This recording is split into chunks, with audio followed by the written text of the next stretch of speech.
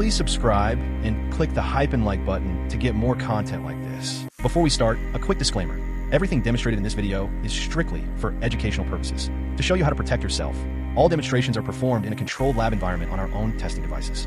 We never target real users, and using this knowledge to gain unauthorized access to actual people or systems is strictly illegal and unethical. In this demonstration, we'll explore Whois, a web application tool used to retrieve domain registration information. This information typically includes the domain owner's details, registration date, expiration date, and the DNS server.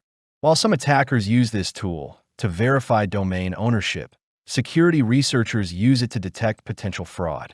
Let's begin. First, open your browser and search for Whois Lookup. You'll see two popular tools for Whois. The first is Whois Lookup. The second is Who.is. We will explore both of them.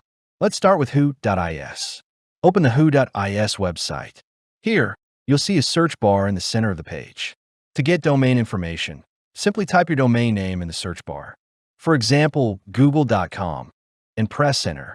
From the results, you'll receive key information such as the registrar's name, in this case, MarkMonitor Incorporated, the Whois server, which appears as whois.markmonitor.com, and dates like the expiration date and the registration date, and also the last updated date.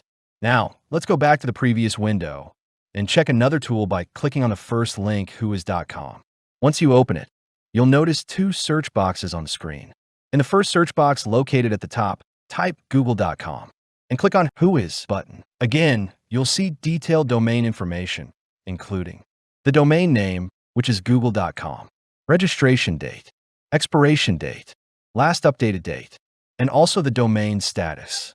Client delete prohibited, client transfer prohibited. This indicates the server is very good.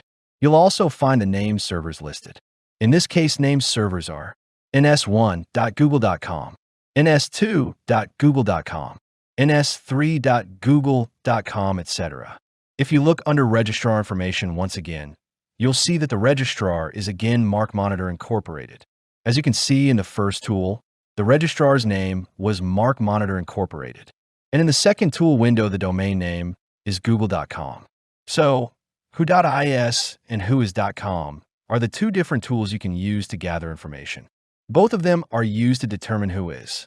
You're free to use either one or both if you want a more comprehensive view.